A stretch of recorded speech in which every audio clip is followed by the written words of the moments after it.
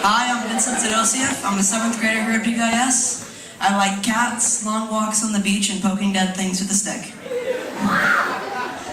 And despite that, I'm just like most of you.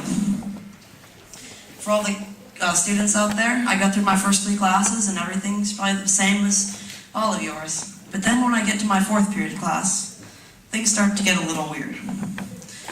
So I come in, I sit down, and I start to do what I do best. I get distracted.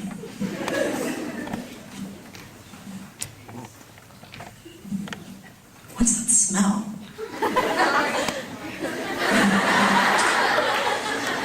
Oh, I bet MacArthur's class gets popcorn again.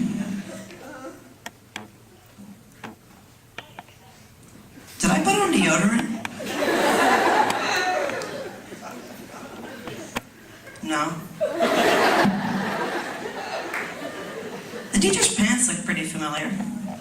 That's kind of weird. She's pretty short. Well, no, that makes sense, because she's the only one who's got that little stage thing.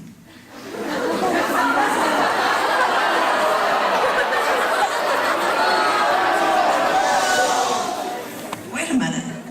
That would make sense, though, because my little sister's pretty short, and she's pretty short. Wait a minute.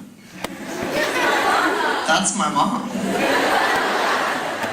So yes, my mom is my teacher, and living with a teacher for 13 years, I consider myself an expert on them. And from my expert opinion, they're a species. They are not human. And there's a few types of them. There's your regular teachers, there's the substitute teachers, and then there's the PE teachers. But I'm not going to go into that.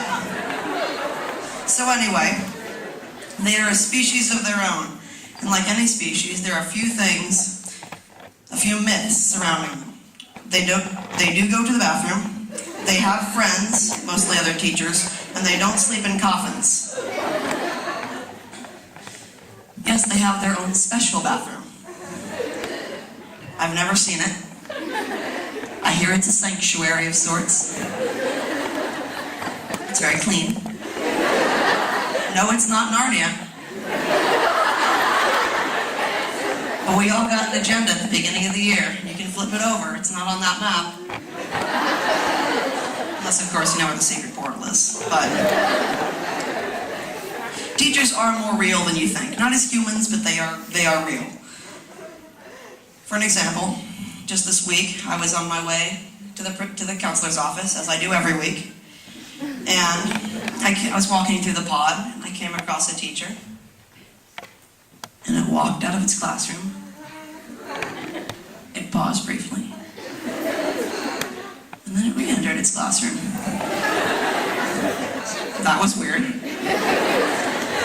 And as I passed by for a closer investigation, I realized that I was in the midst of the worst fart I had ever experienced.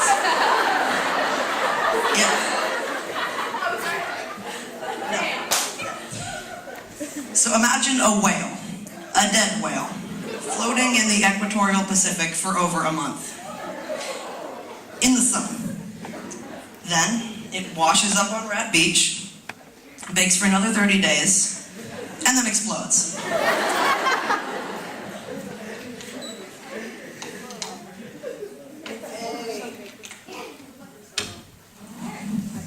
That would have been a breath of fresh air compared to what I experienced that day. And not only are they animals, they are like pets. And Mr. Califano is their master.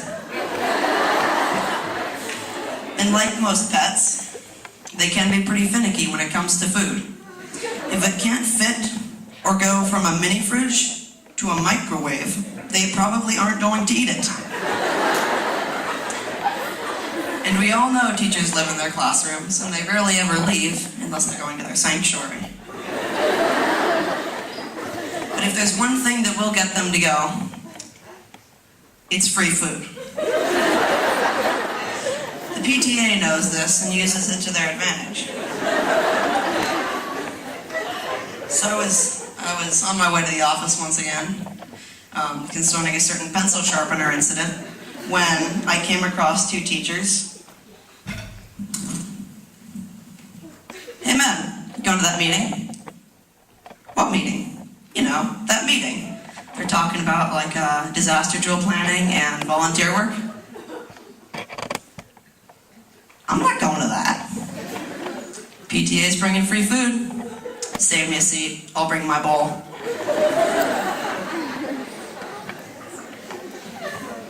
And if I had to describe teachers as an animal, it would be a mix of a dog and a squirrel.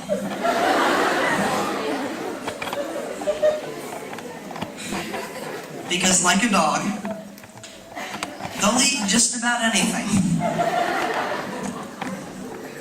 And like a squirrel, what it can't eat, it'll take back to its mini fridge.